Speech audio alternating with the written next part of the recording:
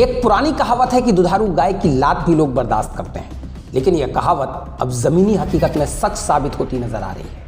आबकारी और खनन विभाग उत्तर प्रदेश सरकार की वो दुधारू गाय हैं जिसकी लाख खामियों को सरकारी तंत्र लगातार नजरअंदाज करते हुए अपना खजाना भरने में जुटा रहता है। कमाऊपूत कहे जाने वाले इन दोनों विभागों में से आज हम बात करते हैं आबकारी विभाग की। जी हाँ, आबकारी एक ऐसा विभाग जिसे वैश्विक महामारी कोरोना के संकट काल में भी खुलने की सशर्त छूट मिली थी। वजह इससे होने वाली आय से खजाना जो भरना था, लेकिन इस विभाग की खामियों का खामियाजा हमेशा की तरह सूबे के पुलिस महकमे को ही भुगतना पड़ता है। फिर वह अवैध जहरीली शराब के निर्माण या उसकी बिक्री के बाद होने वाली मौतों का मामला रहा हो, या फिर अपराधी और माफियाओं को शराब ठेकों के आवंटन के लिए दिए जाने वाले चरित्र प्रमाण पत्र और उसके वेरिफिकेशन में हुई चूक का मसला। लिहाजा एक बार फिर एक गैंगस्टर को शराब की दुकान का लाइसेंस देने के बाद चौतरफा घिरे आबकारी विभाग ने हमेशा की तरह इस बार भी अपनी गलतियों का ठीकरा पुलिस विभाग पर फोड़ा है। वैसे तो थाने स्तर से शुरू होकर जिले के पुलिस कप्तान के अधीन काम करने वाले DCRB दफ्तर की जांच से गुजरते हुए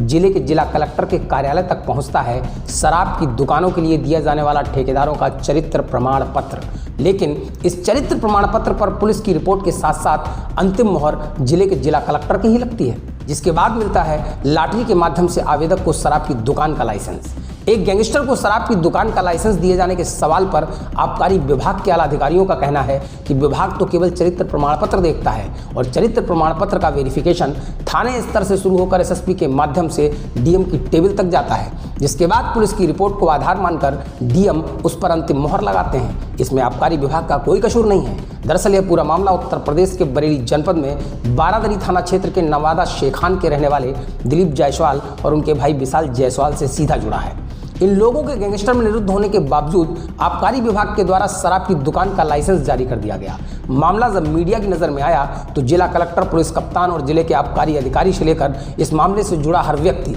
एक दूसरे पर लापरवाही का आरोप मढ़ता नजर आ रहा है। मामला जब मीडिया की सुर्खियों में छाया और आबकारी विभाग कटघरे में खड़ा हुआ तो उसने हर बार की तरह इस बार भी अपनी टोपी पुलिस को पहनाते हुए अपना बचाव करने की भरपूर कोशिश करते हुए कहा कि आबकारी विभाग प्रपत्रों के अनुसार लाइसेंस जारी करता है। वेरिफिकेशन की प्रक्रिया थाने स्तर से आगे बढ़ती है, लिहाजा SSP स्तर से ही यह प्रकरण जांच कराने का विषय है कि आखिर किस आधार पर उसकी पुलिस ने दोनों के चरित्र प्रमाण पत्र के आवेदन पर आपत्ति दर्ज नहीं की। ऐसे में जानकारों की माने तो हर साल शराब के लाइसेंस में लाइसेंस धारक के चरित्र का भी रिमूवल होता है, और अगर गैंगस्टर की कार्यवाही होने के बावजूद आरोपियों का चरित्र प्रमाण पत्र जारी हो गया तो कहीं न कहीं जिले के पुलिस विभाग के साथ ही जिला कलेक्टर और आबकारी विभाग भी बराबर का दोषी रहा है,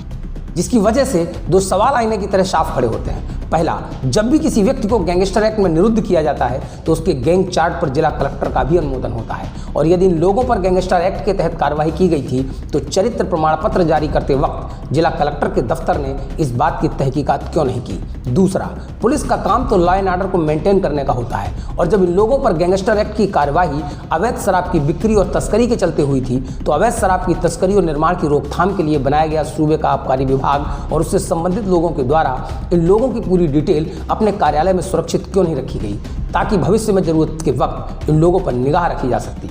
और यह विभाग आखिर कुंभकर्णी नींद क्यों सोता रहा। फिलहाल बरेली SSP रोहित सिंह सजवाड़ ने मामले की गंभीरता को देखते हुए जांच के आदेश जारी कर दिए हैं। ऐसे में देखना यह होगा कि हर बार की तरह बलि का बकरा केवल पुलिसकर्मी ही बनते हैं या फिर कई और जिम्मेवार इस जांच की आंच में झुलसेंगे। इस मामले पर लगातार अपडेट रहने के लिए देखते रहिए व्यू इंडिया टाइम्स पर बड़ा खुलासा, करे कोई भरे कोई। व्यू इंडिया टाइम्स के लिए यश अस्थाना के साथ अंजलि राजपूत की रिपोर्ट।